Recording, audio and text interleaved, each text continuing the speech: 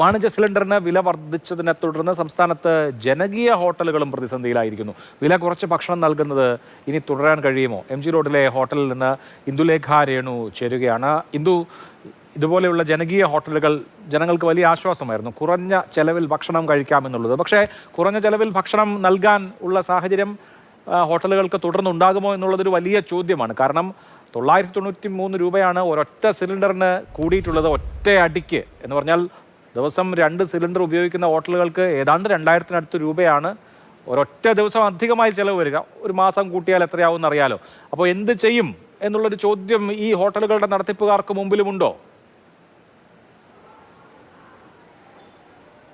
തീർച്ചയായും അഭിലാഷ്, അങ്ങനെ ഒരു ചോദ്യചിഹ്നം ഇവർക്ക് മുന്നിലുമുണ്ട്.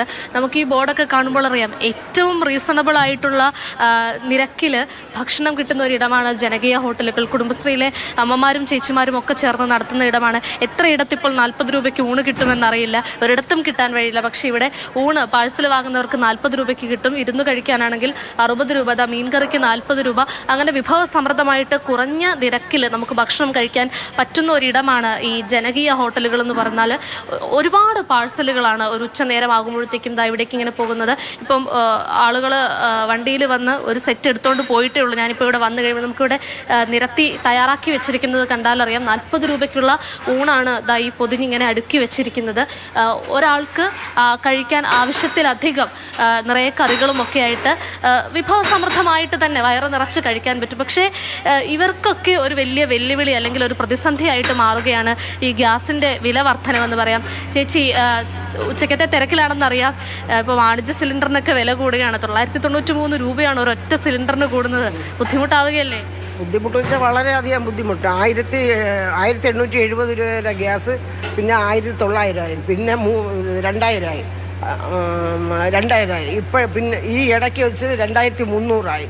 ഇപ്പം 1000 രൂപയും കൂടെ കൂടിയത്. നമ്മൾ എന്ത് ചെയ്യണമെന്നറിയില്ല. 20 രൂപയ്ക്ക് കൊടുത്ത ഊണാണ്. അന്ന് 10 രൂപ സർക്കാർ ഞങ്ങൾക്ക് സബ്സിഡി തന്നിരുന്നു. ആ സബ്സിഡി 3 വർഷത്തിന് മുമ്പ് നിർത്തലാക്കിയിട്ട് അവർ 35 രൂപയ്ക്ക്. ഇപ്പോൾ ഈ ഗ്യാസിന് വില കൂടിയ ആ സമയം വരെ ഞങ്ങൾ 35-ന് ഊണ് കൊടുത്തു. ഈ ഗ്യാസിന് വില കൂടിയപ്പോൾ 5 രൂപ കൂട്ടി 40 രൂപയ്ക്ക്. ഇപ്പോൾ 1000 രൂപ ഗ്യാസിന് കൂടി. ഞങ്ങൾ എന്ത് ചെയ്യണം? പച്ചക്കറിക്ക് ഭയങ്കരമായി വില. നമ്മൾ സാധാരണ മാർക്കറ്റിൽ ഡബിൾ വിലയായി. അപ്പോൾ ആകപ്പാട് നമ്മൾ വളരെയധികം ബുദ്ധിമുട്ട്. പക്ഷേ സർക്കാരായാൽ പോലും നമ്മുടെ ഈ കുടുംബശ്രീ എന്നായിരുന്നാലും ആരും വന്ന് ഇവിടെ തിരിഞ്ഞു നോക്കുന്നില്ല. അവർ ഈ സംരംഭം ഉണ്ടാക്കി വിട്ട് ഇവിടെ ഞങ്ങൾ അനാഥയായിട്ടാണ് ഇത് നടത്തിക്കൊണ്ടുപോകുന്നത്. ഈ ബിൽഡിങ്ങിനും വാടക കൊടുക്കണ്ട എന്നുള്ളതേ ഉള്ളൂ. കറണ്ടിനെല്ലാം കോർപ്പറേഷൻ ഞങ്ങൾക്ക് തരുമെന്നാണ് ഇത് നടത്തിയപ്പോൾ ഉള്ള അവരുടെ വാഗ്ദാനം. പക്ഷേ ഇന്ന് വരെ 6 വർഷം കറണ്ടിന് ഞങ്ങളാണ് പൈസ അടയ്ക്കുന്നത്. കടം മാച്ച് 10 ലക്ഷം രൂപ കടത്തിലാണ് ഞങ്ങൾ നിൽക്കുന്നത്. എല്ലാ ജനകീയ ഹോട്ടലും പൂട്ടി. നമ്മൾ നല്ല ഒരു അന്തസ്സോടെ സർക്കാർ നല്ലൊരു പദ്ധതി കൊണ്ടുവന്നെന്ന് ഞങ്ങൾ അന്തസ്സായിട്ട് അഭിമാനത്തോടെ ചെയ്യാന്നുള്ളൊരു പദ്ധതി ചെയ്യാൻ. ഒരു മാസം എത്ര കുറ്റി വേണ്ടി വരും ചേച്ചി? ഞങ്ങൾക്ക് ഒരു മാസം ഒരു നല്ല ഊണ് നമുക്ക് ദിവസം 2 കുറ്റി വേണം. ദിവസം 2 കുറ്റി വേണം. ഇപ്പോഴും ഞങ്ങൾക്ക് ഊണ് വളരെയധികം കുറഞ്ഞു. കാര്യം എന്ന് വെച്ചാൽ പണ്ട് ഇവിടെ ഭയങ്കര തള്ളലായിരുന്നു. തള്ളലെന്ന് വെച്ചാൽ ജനപ്രളയമായിരുന്നു. തള്ളലെന്ന് വെച്ചാൽ ഭയങ്കര പ്രളയമായിരുന്നു. ആ സമയത്ത് ഞങ്ങൾ 2 ചാക്ക് 3 ചാക്ക് അരി വരെ ഇവിടെ പോകുമായിരുന്നു.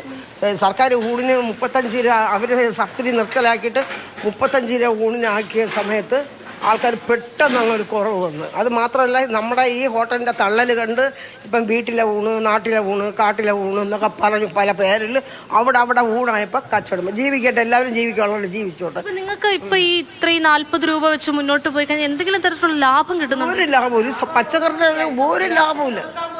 ഗ്യാസിന് കൊടുക്കാൻ പോലും നമുക്ക് ദിവസം 2 കുറ്റി വേണ്ടേ?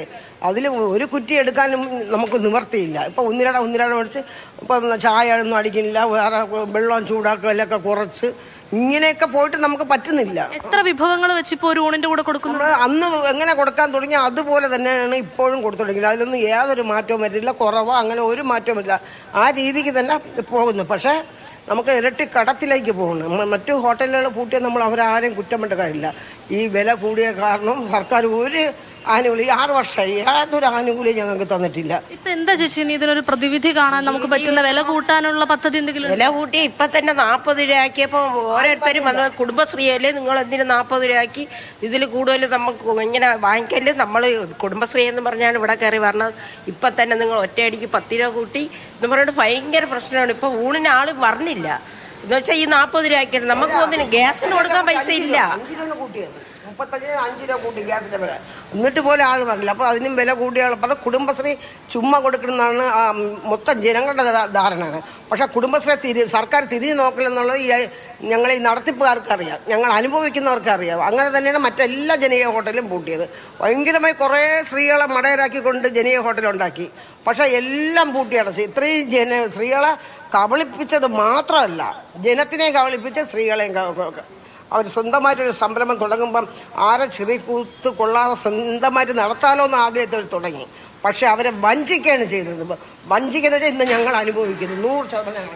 അഭിലാഷ്, ഇത്തരത്തിലുള്ള പരാതികളും പ്രശ്നങ്ങളുമാണ് അവർ ഉന്നയിക്കുന്ന കാര്യം വളരെ ന്യായമായിട്ടുള്ളതാണ്. കാരണം ഇത് തുടങ്ങിയപ്പോൾ വാട്ടറിന്റെ ബില്ലും കറണ്ടിന്റെ ബില്ലും ഒക്കെ ഇവർക്ക് നോക്കേണ്ടി വരില്ല എന്ന് ഇവർക്ക് വാഗ്ദാനം നൽകിയിരുന്നു. പക്ഷേ ഇത് തുടങ്ങിയ അന്ന് തൊട്ട് ഇന്ന് വരെ ഈ ബില്ലുകളെല്ലാം ഇവർ തന്നെയാണ് മുടക്കുന്നത്. മാത്രമല്ല ഈ പറഞ്ഞതുപോലെ തന്നെ ക്വാണ്ടിറ്റിയിലും ക്വാളിറ്റിയിലും ഒട്ടും കുറവ് വരാതെ അന്ന് എത്ര വിഭവങ്ങൾ നൽകിയിരുന്നോ, അന്ന് എത്ര അളവിൽ കൊടുത്തിരുന്നോ അത്ര തന്നെയാണ് ഇപ്പോഴും അവർ കൊടുക്കുന്നത്. പക്ഷേ 40 രൂപയ്ക്ക് ഒരു ഊണ് ആ വിലയ്ക്ക് കൊടുക്കുക എന്ന് പറഞ്ഞു കഴിഞ്ഞാൽ ഇനി മുന്നോട്ട് പോകുമ്പോൾ വീണ്ടും വീണ്ടും ഇവർ പ്രതിസന്ധിയിലേക്കും കടത്തിലേക്കും ബുദ്ധിമുട്ടിലേക്കും ഒക്കെയാണ് പൊയ്ക്കൊണ്ടിരിക്കുന്നത്.